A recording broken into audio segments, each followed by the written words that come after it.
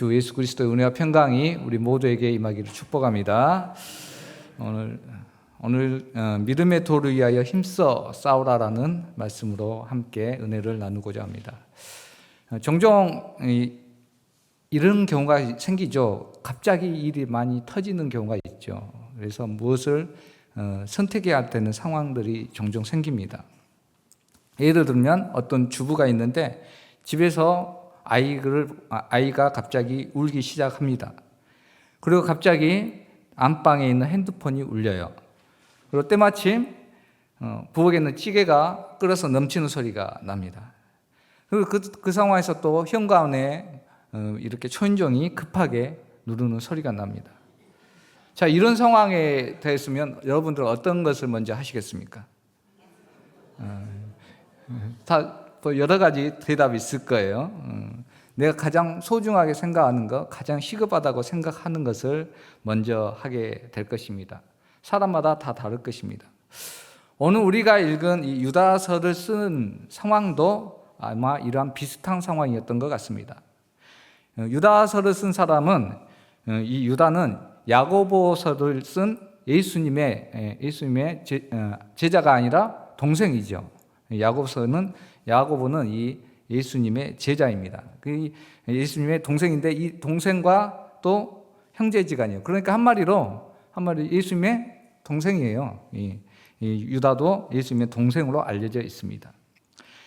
유다가 이 예수님의 공생의 기간에는 예수님을 믿지 않았던 것으로 알려져 있습니다. 집에서도 이렇게 이상하게 미친 형 같다 이렇게 해서 찾으러 다니는 그런 상황이었었던 분이 바로 이 유다였습니다. 그런데 이 유다가 예수님이 이제 부활하시고 나서 예수님을 만났던 것 같아요. 그래서 예수님의 복음을 듣고 예수님 만나서 복음의 전도자로 살아가게 되었습니다. 스스로를 예수님의 형제라고 칭하지 않고 오늘 유다서에 봐보면 자신을 그리스도의 종이라는 표현을 합니다. 그렇게 자신을 낮추어서 하나님의 아들로서 예수님을 섬기고 또 전도하는 삶을 살게 된 것이죠. 자, 유다는 자신이 알게 된 얼마나 예수님에 대해서 많이 알고 또 전하고 싶겠습니까? 친동생이었기 때문에 아마 복음서를 쓰려고 한다면 다른 사도들도 있었겠지만 마태, 마가, 누가, 요한 이러한 사도들뿐만 아니라 친동생이 복음서를 썼다면 또 그것도 엄청나게 유력한 하나님의 복음이 되었을 것으로 여겨집니다. 아마 이 유다도 그랬던 것 같아요. 내가 만난 예수님, 친형이 아니라 하나님의 아들 예수 그것에 대해서 일반으로 구원받은 우리에게 그 복음에 대해서 예수님을 전하고 싶었던 거예요. 그래서 그렇게 붓을 들어서 편지를 쓰려고 하는데 그 상황에서 그때 당시의 교회의 상황이 이단에 대한 심각한 도전을 받고 있는 시기였었습니다. 초대교회에서는 이 영주주의라는 이 이단이 심각하게 교회를 공격하고 있었던 시기였어요. 그래서 유다는 이들에 대해서 어떻게 맞설 것인가, 그리고 어떻게 믿음을 지킬 것인가, 이 이단에 대해서 어떻게 믿음을 견고히 세울 것인가 하는 것에 대해서 더 중요하게 생각을 하게 됩니다. 바뀌게 된 것이죠. 이 편지의 목적이 바뀌게 된 것이죠. 구원에 대한 바른 진리, 또 복음을 듣고 아는 것은 너무 중요합니다. 생명의 복음 전하는 게 너무 중요해요. 이것이 아직 알려지지 않는 사람들이 있어서 이 복음을 전하는 것은 너무 귀한 일입니다. 그런데 그건 못지않게 중요한 것이 있습니다. 내가 받은 복음을 지켜내는 거예요. 내가 받은 복음을, 그 은혜를 지켜내는 것입니다. 믿음을 지켜내는 것입니다. 우리 성도님들, 세상에서 우리나라가 제가 듣기로는 항상 우리 목사님들이 설교를 하면 제일 이단이 많은 나라가 어디다? 대한민국이라는 거예요. 왜 그렇게 예수님들이 많은지, 자칭 예수님들이 그렇게 많다는 것입니다. 이단이 많다는 것이죠. 교주가 많은 것이 우리 한국교회의 실정이기도 합니다. 이런 흑암의 세력들이 판을 치는 한국에서 우리는 건강한 믿음을 지키기 위해서 어떻게 믿음의 도를 위하여 어떻게 힘써 싸워야 할지를 오늘 유다를 통해서 주신 말씀을 통해서 함께 은혜를 나누고자 합니다. 첫째, 우리가 기억해야 될 것은 믿음의 도를 지키기 위해서는 사도들이 미리 한 말을 기억해야 한다는 것입니다. 우리가 따라 해보겠습니다. 사도들의 한 말을 기억하자. 사도들의 말을 기억해야 합니다. 우리 17절 말씀 함께 한번 읽어보겠습니다. 오늘 본문 17절입니다. 시작.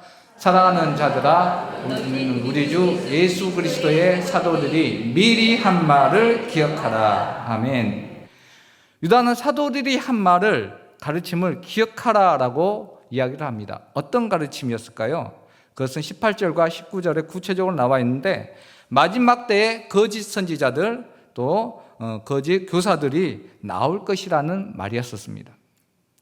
거짓 선지자들에 대해서 유다는 18절과 19절에 보면 자기의 경건하지 않은 정욕대로 행하며 조롱하는 자라고 하며 분열을 일으키며 육에 속한 자며, 중요한 부분인데 성령은 없는 자라고 합니다. 유다가 말한 대로 이것에 대해서 미리 사도들이 이야기를 했었습니다. 유다서와 거의 비슷한 성경책이 있어요. 무슨 책일까요? 성경 어려운 부분인데 베드로 후서가 유다서와 거의 비슷해요. 유다서 2장하고 베드로 후서 2장하고 거의 비슷한 내용이 나오게 됩니다. 중복돼요. 이 베드로는 거짓 선지자들과 거짓 선생들이 나타날 것이라는 것을 베드로 후서 2장에 말씀합니다. 베드로 후서 2장 1절에서 3절까지 내용이 거의 유다서 1장의 내용과 같아요. 그래서 유다가 묘사한 거짓 선지자들이 유다서 1장 10에서 16절에 나오는데, 베드로 사도가 그것이 이제 말한 2장에서 말한 것과 겹치게 된다는 것이죠. 그래서 어떤 이제 이 신학자들은 베껴 쓴 거다. 그래서 이렇게 생각하는 사람들도 있어요.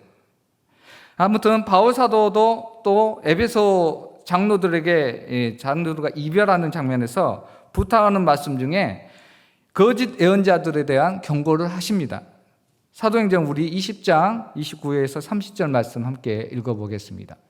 시작. 내가 떠난 후에 사나운 이가 여러분에게 들어와서 그 양떼를 아끼지 아니하며, 또한 우리 여러분 중에서도 제자들을 끌어 자기를 따르게 하려고 어그러진 말을 하는 사람들이 일어날 줄을 내가 아노라. 아멘. 무엇보다도 사도들에게 이렇게 또 사도들 중에서 이 바울 사도가 에베소 교인들에게도 이렇게 장로들에게도 이 거짓 교사들, 이리 같은 사람들이 올 것이다라고 예언을 하죠. 충고를 합니다. 그리고 무엇보다도 사도들에게 직접 미리 가르쳐 주신, 예수님이 가르쳐 주신 그 내용에도 거짓 선지자들에 대한 나타날 것에 대한 예언의 말씀을, 공고의 말씀을 합니다. 마가복음 13장 22에서 23절 함께 읽어보겠습니다. 예수님이 하신 말씀이에요. 시작. 거짓 그리스도들과 거짓 선지자들이 일어나서 이적과 기사를 행하여 할 수만 있으면 택하신 자들을 미혹하려 하리라. 너희는 삼가하라. 내가 모든 일을 너희에게 미리 말하였노라. 아멘. 우리 성도님들, 이렇게 경고했음에도 불구하고 어땠을까요? 이단은 집요하게 교회를 흔들고 어지럽혔습니다. 그리고 초대교회가 이것으로 많이 힘들었죠. 지금도 마찬가지로 이단의 문제는 우리 교회를 어지럽히고 힘들게 합니다. 우리 한국교회도 마찬가지죠. 이단이 있다는 것을 알면서도 당하는 것은 너무 속상한 일이라는 거예요. 그런데 알면서도 당한다는 거예요. 속수무책으로 당합니다. 예를 들어서 신천지와 같은 이단의 침입을 막는 것은 정말 쉽지 않아요. 우리나라의 신천지 이단에 대해서 한번 휩쓰고 가면 무너진 교회들이 한둘이 아니었었습니다. 자, 이렇게 이단들이 이렇게 목적을 가지고 휩쓰고 간데 막지를 못해요. 왜 그랬을까요? 그 여러 가지 이유가 있겠는데 아마 너무 방심한 것은 아닐까 하는 생각을 해봅니다. 나는 괜찮겠지, 우리 교회는 괜찮겠지. 아니요. 그런 생각을 갖고 있다면 그것은 이미 이단의 표적이 되고 이렇게 희생을 이렇게 찾는 대상이 되기 마련입니다. 아무리 믿음이 좋고 아무리 내가 똑똑하고 논리적인 사람이라고 할지라도 그래서 어떻게 그런 어처구니 없는 이단의 사상에 넘어갈 수가 있을까? 우리 이 정상적인 머리로는 이해가 안 된다라고 생각을 합니다. 그런데요, 믿음은 영적인 부분이기 때문에 우리가 똑똑하다고 해서 그것이 안 걸리는 게 아니라는 거예요. 영적인 문제이기 때문에. 자, 예를 들어볼까요? 우리가 잘 아는 JMS라는 이단이 있죠. 아주 유명한 이단인데 이 JMS의 이단이 포교의 대상, 전도의 대상들이 특징이 있어요. 누구일까요? 예? JMS 특징의 대상에 대학원생이에요, 되게. 머리가 있는 친구들이에요. 제가 대학원 다녔을 때도 JMS 다니는 우리 누님이 있더라고. 그래가지고 아주 나중에 알았는데 나보고 이제 이렇게 전도로 오셨는데 아무튼 대학원생들 대상으로 했다는 것입니다. 근데 알만큼 아는 사람들이잖아요. 근데 넘어간다는 거예요. 똑똑하다고 이게 안 넘어가는 게 아니라니까요. 자, 내가 믿음이 좋다. 안 넘어갈 것 같습니까? 그것도 넘어가요. 장담하면 안 돼요. 우리가 잘 아는 이 초대교회 그 교부 중에 터툴리안이라는 교부가 있습니다.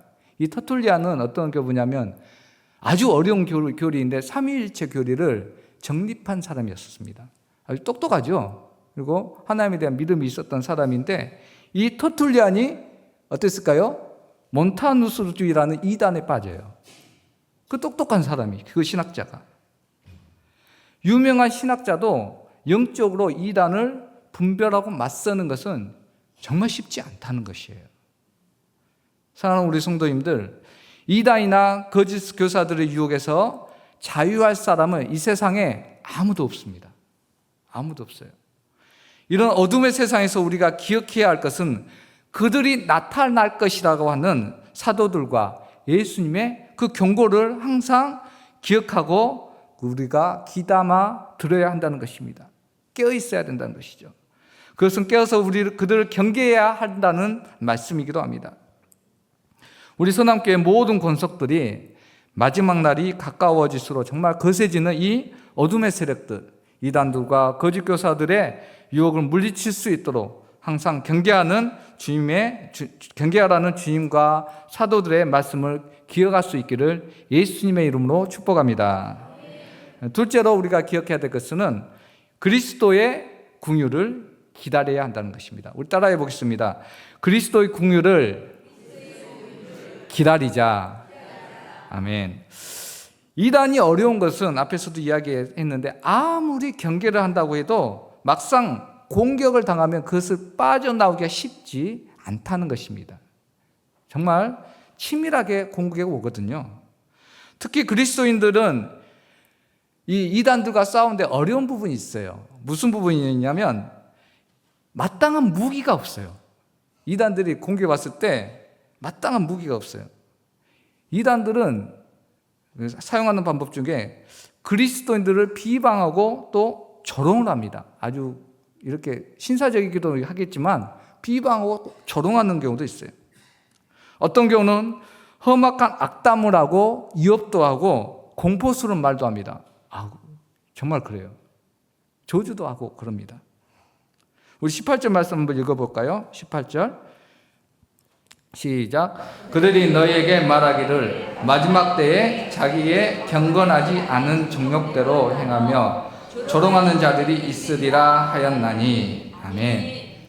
조롱하고 비방하고 비웃고. 우리 성도님들, 누가 내게 그렇게 악한 말을 하고 조롱한다면 여러분들의 마음은 기분은 어떻겠습니까? 그래도 괜찮아? 괜찮다라고 그렇게 넓은 마음을 가지실 분이 있겠죠. 우리 교회도. 자, 누가 욕하면 그런데 마음이 상하고 화가 나는 것이 당연합니다. 그게 사람이잖아요. 누가 나한테 욕하면 돌 던지면 아프잖아요. 맞으면. 그리고 맞서서 악한 말로 하고 싶은 것이 인지상정이에요. 아, 나도 욕하고 싶고 대들고 싶고 그게 인지상정이에요. 그런데 예수 믿는 사람들이 그러면 돼요, 안 돼요? 왜 안 돼요? 안 돼요, 이게. 왜 하지 말아야 될까요?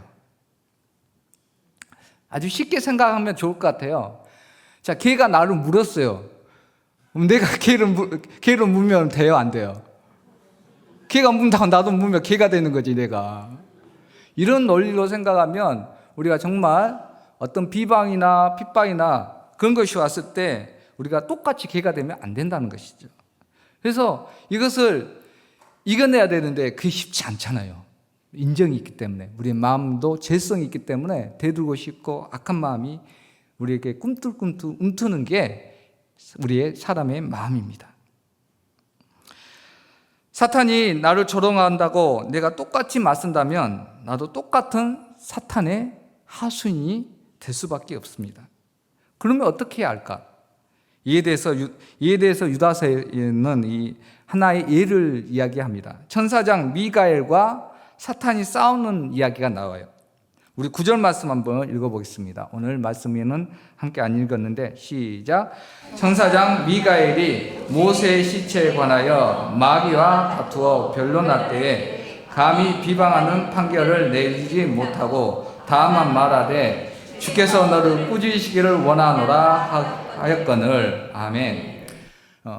구약 성경 중에 우리가 정경이라고 하는데 우리는 66권을 정경으로 갖고 있잖아요. 그런데 가톨릭이나 유대교에서는 이 정경 외에 다른 성경을 갖고 있어요.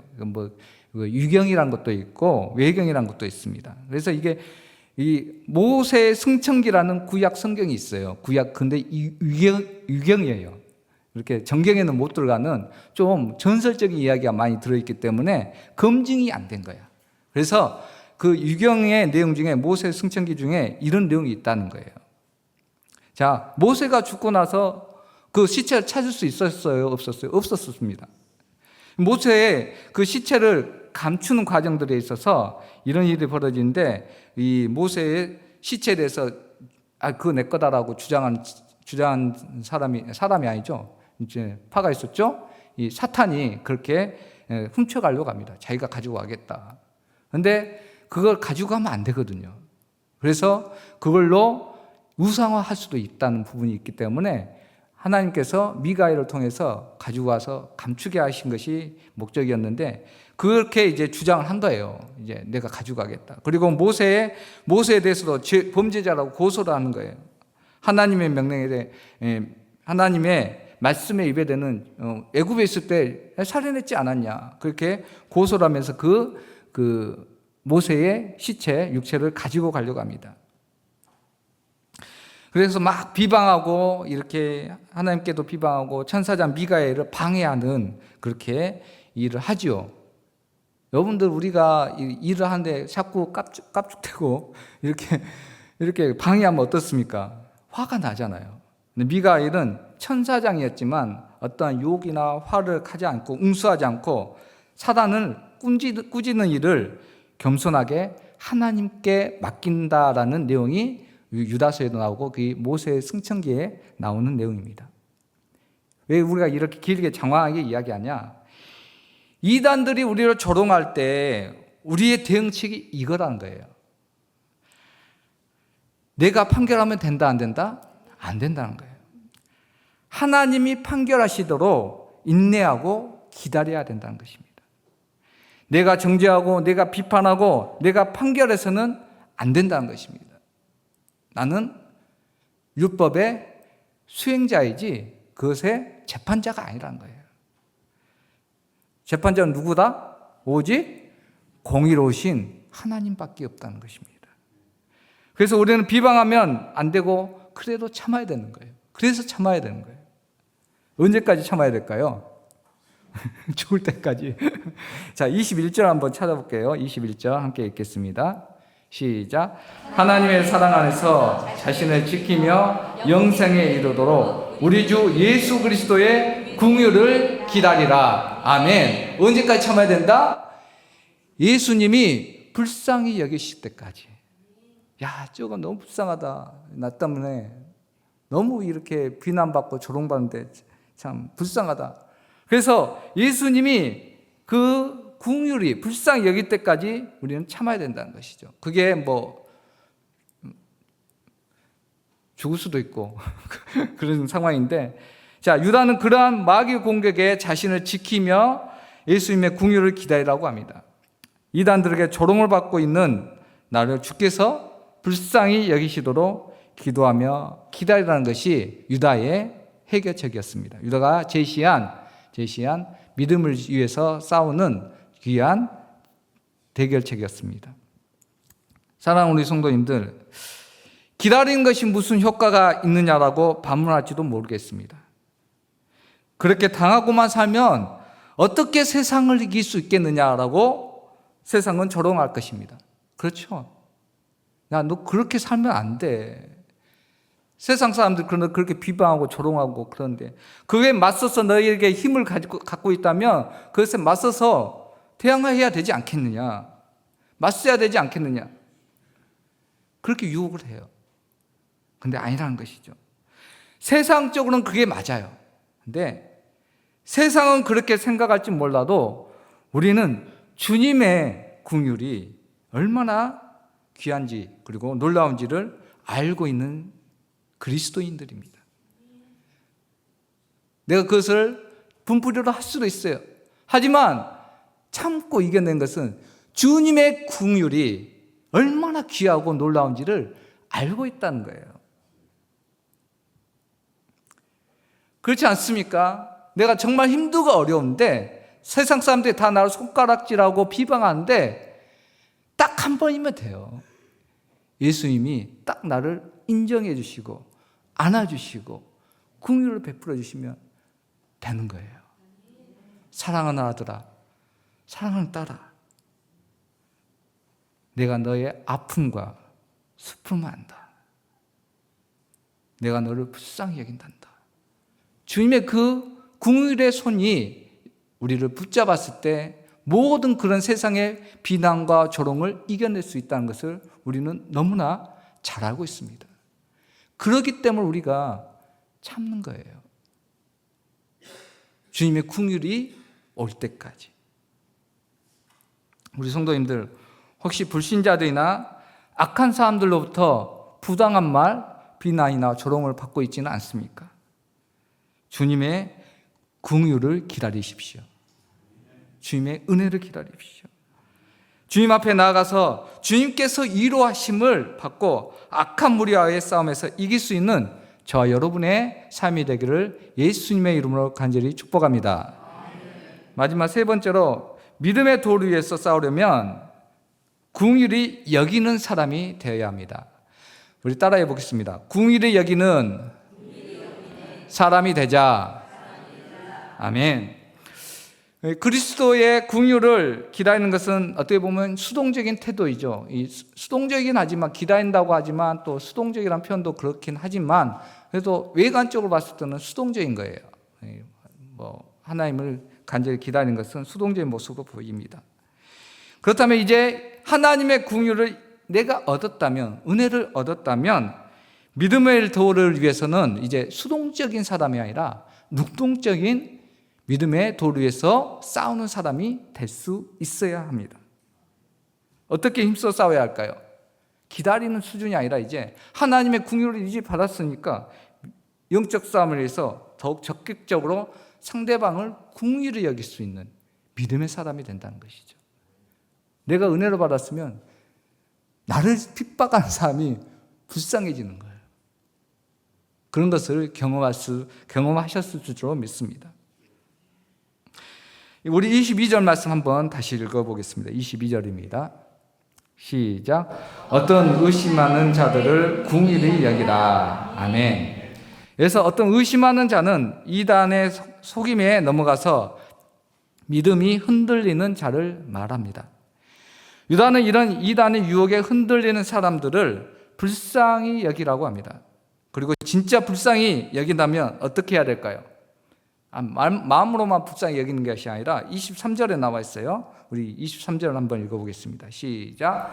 또 어떤 자를 불에서 끌어내어 구원하라. 또 어떤 자를 그 육체로 더럽힌 옷까지도 미워하되 두려움으로 긍휼히 여기라. 아멘. 내가 그 사람을 정말 불쌍히 여긴다면, 나를 조롱하고 나를 핍박하는 그 사람이 불쌍히 여기진다면 불에서 끌어낼 수 있는 사람이 되어라 하는 것이 오늘 성경이 유다를 통해서 주신 말씀입니다. 그리고 그런데도 이 감당하지 못하는 사람들이 있잖아요. 정말 내 능력 밖이다. 이것은 내 능력, 원래 능력도 없지만 내가 주신 은혜로 말미암아 이게 더 이상 이게 사단에게 완전히 매여 있는 그런 사람들도 있을 수 있어요. 그런 사람들에 대해서 어떻게 여기라고요? 오늘 봐보니까 또 그 육체로 더럽힌 옷까지도 미워하라. 미워라는 것이죠. 그리고 그러되 미워한데 두려움으로 긍휼히 여기라. 어떤 이렇게 모순된 마음의 상태를 보여주고 있습니다. 육체로 더럽힌 옷까지도 미워하라는 것은 그 사람의 행동, 잘못된 비윤리적인 타락, 특히 성적 타락을 보고 미워하라고 이렇게 성경은 주석하고 있습니다. 그러나 두려움으로 긍휼히 여기라는 것은 죄를 미워하되 누구는 미워하면 안 된다? 사람은 미워하면 안 된다는 얘기예요. 그 사람의 영혼을 불쌍히 여기라는 것입니다. 그 사람의 죄에 대해서는, 그 행동에 대해서는 미워하되 그 영혼을 불쌍히 여기라는 것이죠. 그런데 여기서 정말 중요한 표현이 있는데, 불쌍히 여기되 어떤 마음으로? 두려움으로 긍휼히 여기라고 합니다.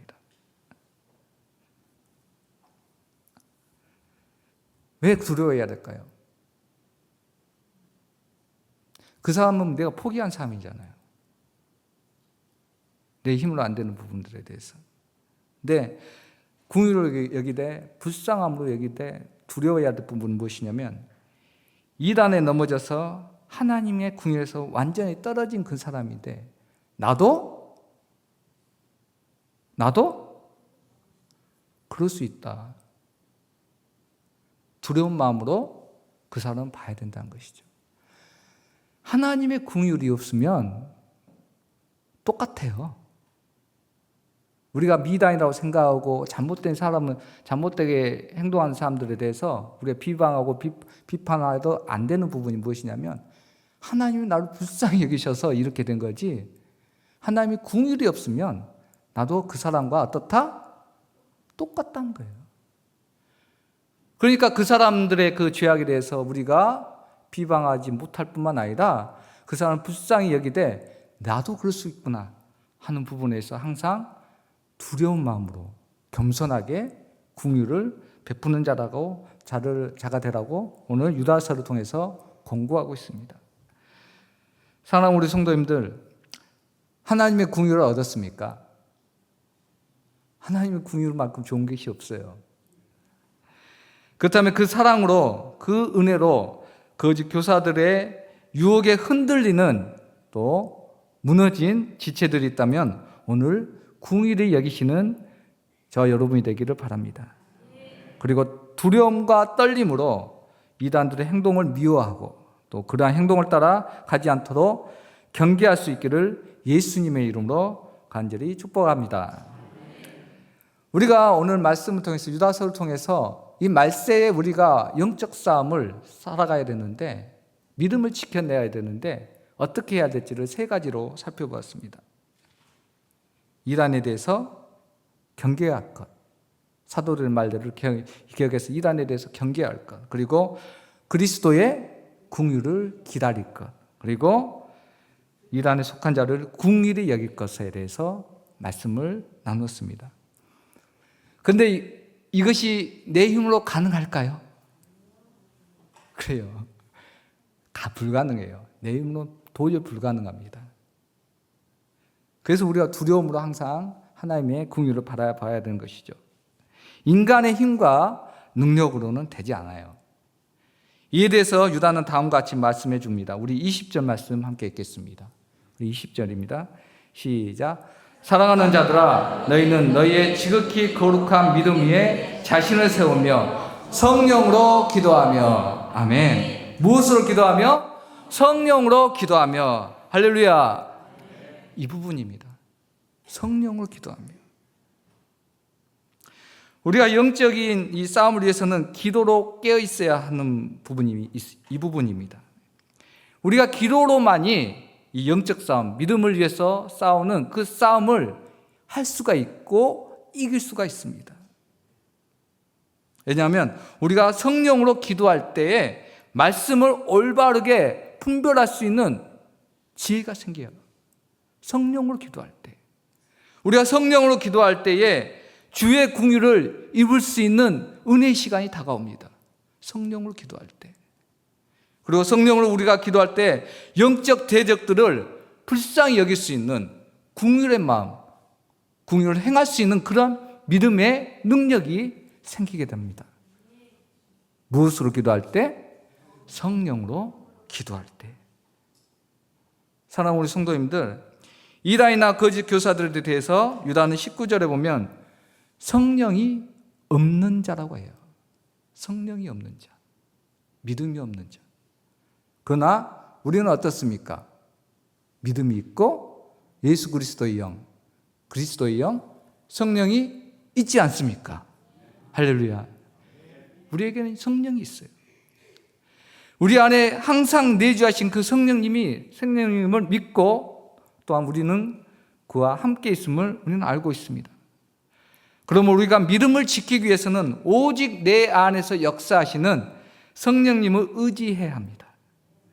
우리 모두 성령님을 의지한 기도를 드려서 믿음의 도를 위하여 힘써 싸워갈 수 있는 저와 여러분의 삶이 되기를 예수님의 이름으로 간절히 축복합니다.